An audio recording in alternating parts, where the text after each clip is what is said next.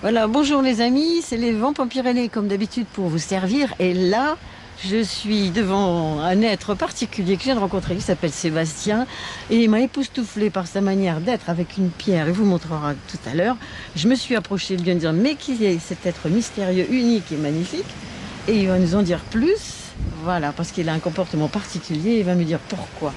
Alors, qu'est-ce que tu veux nous dire? Comment veux-tu te présenter? Dis ce que tu as envie de dire aux gens et je te dirai si j'ai envie d'autre chose. Je réclamerai. Hein, faut parler plus fort, bien articulé, mais tu peux nous dire les choses.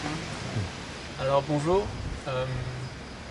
je m'appelle Sébastien et je suis comme beaucoup un être humain qui vit dans le monde moderne et je me retrouve là devant une caméra de manière assez incongrue, mais je crois que j'ai un rôle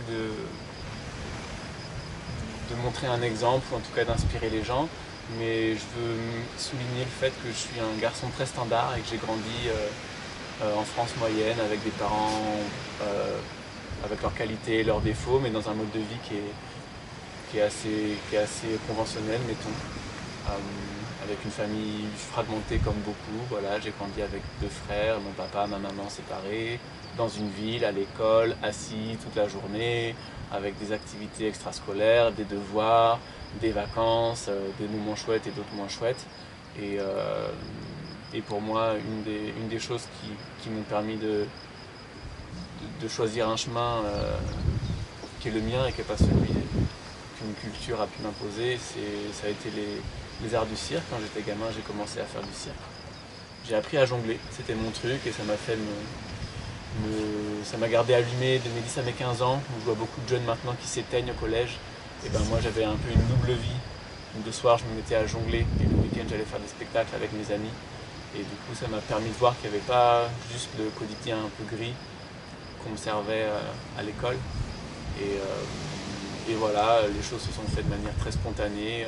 Comme j'étais bien dans ce que je faisais, les gens aimaient, les gens m'applaudissaient et je me suis retrouvé à faire des écoles de cirque pour pouvoir en faire un métier. Et manque de bol, je n'ai pas fait un métier parce qu'en fait, une fois formé dans les écoles de cirque, je me suis rendu compte que ce qui me plaisait dans le cirque, c'était pas le cirque en lui-même, mais c'était de, de vivre en général, mais surtout de bouger mon corps de manière plus variée et plus équilibrée, comme une alimentation équilibrée et saine. On a besoin de bouger notre corps de manière équilibrée. Le cirque m'a permis ça, mais aujourd'hui j'ai l'impression de pouvoir aider les congénères, les gens comme vous, les gens autour de moi, à faire un peu la même chose, qu'ils soient jeunes, qu'ils soient vieux, qu'ils soient bien ou pas dans leur corps, hommes ou femmes. On a tous un corps humain et on a besoin de le garder consciencieusement, puisque les conditions qui jusque-là, en termes d'évolution, nous permettaient de le faire, à savoir des habitats naturels, sauvages ou semi-sauvages sophistiqués, avec des humains en bonne forme autour de nous, nous montraient déjà l'exemple et les formes à suivre. Aujourd'hui, notre monde nous paraît psychologiquement normal, mais il ne l'est pas. Et donc nos intuitions, les choses qu'on va faire spontanément ne sont plus exactement cohérentes avec ce qui est autour de nous. Et donc moi là, je suis là pour aider les gens à s'optimiser de manière très simple, concrète, physique, terre à terre, pour être un peu plus en lien avec notre nature. Je dirais, moi, quelque part, tant mieux que tu quittais le cirque, tu vois, parce que sinon, tu ne serais pas là à pouvoir, je veux dire, enseigner, réapprendre aux gens ce qui est tellement du bon sens et qu'on a perdu de vue. C'est comment se mouvoir, comment prendre soin de son corps, c'est comme un véhicule pour la vie, et quand on le malmène tant. Donc, comment ça s'appelle du coup? Corps en mouvement?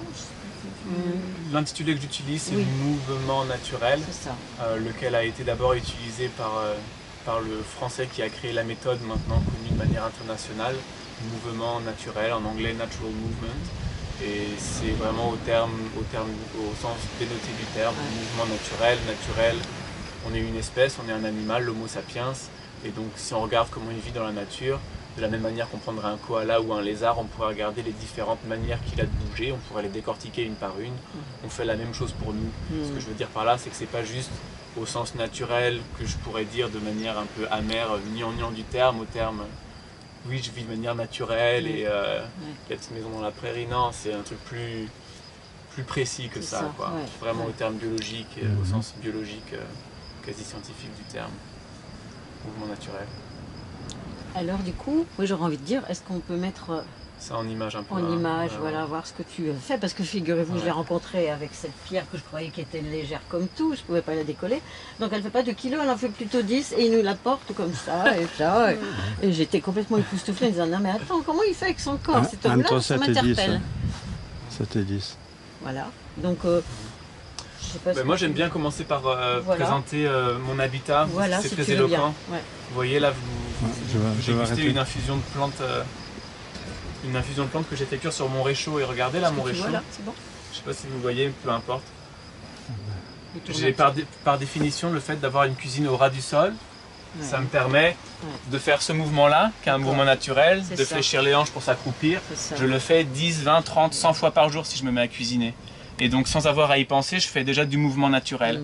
On est le produit de notre habitat et donc c'est une des manières qui ne me coûte pas d'argent, qui me permet de... J'ai pas à mettre du temps de côté pour faire de la gymnastique, c'est déjà ancré dans mon quotidien. Wow, c'est ça que j'aime. Si on veut aller plus loin, on peut avoir quelque chose pour se suspendre par exemple. Ça me fait du bien. Si vous mettez quelque chose pour vous suspendre chez vous, tout le monde va, tous vos invités, vous allez les voir s'agglutiner autour assez rapidement. Dans mon camion, qui est aussi mon espace où je vis, où je dors, il y a très peu de meubles. Et du coup, ça me permet de bouger mon corps. Je suis obligé de travailler mon corps, je peux être debout, etc., etc. Je peux me suspendre si j'ai envie. Je peux monter sur mon toit. Oh là là, waouh. Et Regardez-moi parmi les ça. nombreuses compétences qu'a un corps humain Qu'on a perdu. normal, sain, j'ai pas envie de me poser là comme quelqu'un de fort dans son corps. Non, je suis juste quelqu'un qui essaie de le faire consciemment. Et tu soulèves ça. Aujourd'hui, je me suis dit que j'allais soulever une pierre et du coup... Je vous assure, je l'ai vu nu tout à l'heure, torse nu, je veux dire. Et alors, ouf, déjà, tu vois qu'effectivement, il pratique. Il pratique et laisse pas son corps s'endormir devant la télé, ça c'est sûr. Ça fait partie des choses très simples qui me plaisent de montrer aux gens. Imaginez que cette pierre, aujourd'hui j'ai une pierre dans les mains, mais ce matin j'avais un enfant dans les mains. Et parfois j'ai une caisse que je dois transporter. Des fois j'ai les bonbonnes d'eau qui sont dans mon camion à déplacer. Tout ce que je travaille avec mon corps, ce sont des choses qui sont pratiques, qui sont concrètes et que j'essaie de faire de manière la plus efficiente possible. Alors efficiente, c'est un terme qu'on dérive beaucoup de l'anglais efficient. Ce serait l'idée d'efficacité dans la manière. Autrement dit, je peux soulever une pierre de plein de façons différentes. Et comment je peux la soulever, la soulever de la manière qui va être la plus sécuritaire, me faire minimiser l'énergie et me permettre d'avoir de meilleures performances, pouvoir la soulever plus de fois, plus longtemps, plus lourd. On peut se dire que ce mouvement-là, il est très simple, parce que c'est vrai qu'une fois qu'il est ancré, il est simple. Mais je vous assure que beaucoup de gens, de par le fait qu'ils vivent dans le monde dans lequel on vit, le monde moderne, ils ne peuvent plus le faire de manière propre. Ben si je leur dis serrer les fesses, ils ne savent pas comment faire. Ben si je leur dis sortez les fesses, ils ne savent pas comment faire. Et donc, ce que je veux dire là, c'est que... C'est toute une rééducation. Hein. Il y a une rééducation à faire, exactement. Et ils vont chez le kiné ou chez je ne sais pas qui pour se faire toucher, manipuler, pour remettre les choses en place, alors qu'ils sont acteurs et autonomes pour pouvoir remettre dans le droit fil, quoi. On est le produit de ce qu'on fait à 100% du temps avec nos corps, 24 heures sur 24. Si on fait 1 heure d'exercice, donc on va voir le kiné 1 heure par jour, on reste en dessous de 4%.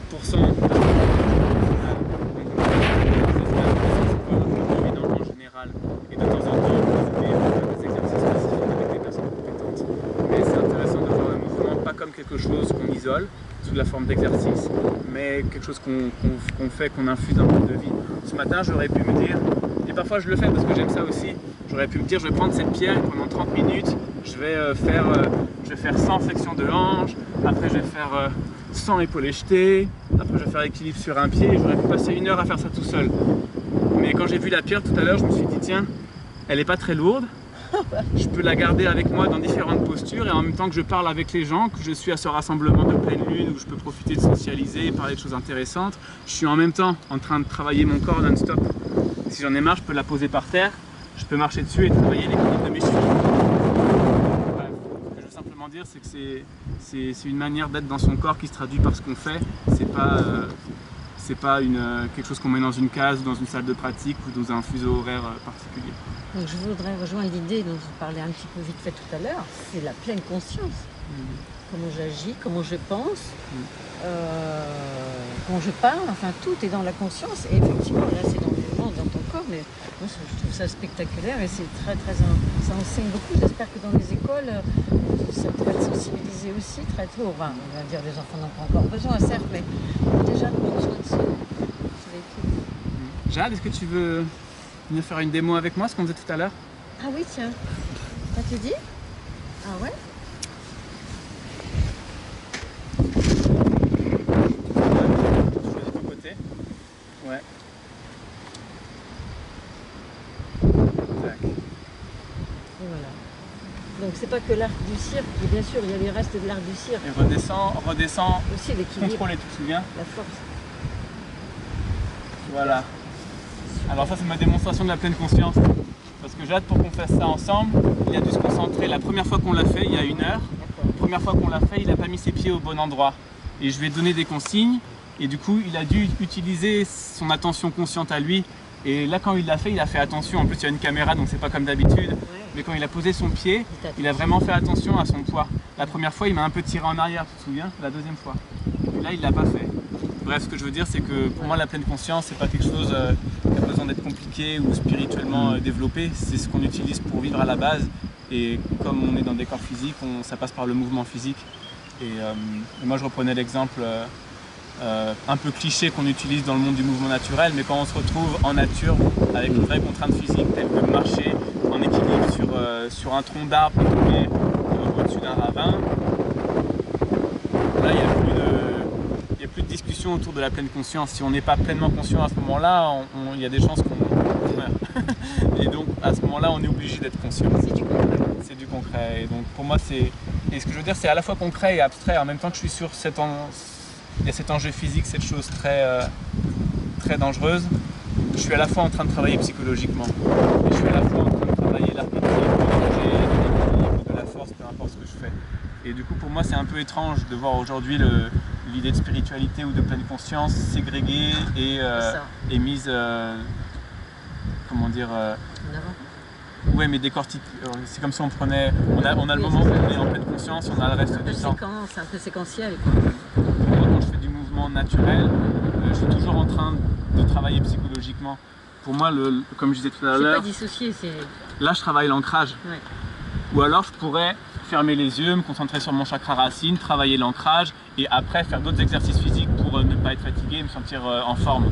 Mais quand je fais ça, je fais tout en même temps et c'est la manière dont les corps humains se sont développés à travers le temps. Bref. Donc il y a beaucoup de travail pour ce jeune homme qui va son dôme génétique, c'est ça? Il va bientôt pouvoir l'installer quelque part en Ariège et pouvoir offrir ses services et ses compétences, je veux dire, aux gens qui ont envie de retrouver le bon sens, d'utiliser leur vie avec conscience. Merci, on verra si on a besoin de conséquences. En tout cas, on va déjà dire merci à Sébastien pour cette démonstration Merci et à la vous. preuve. Merci à vous. Vous en prendre soin de nous.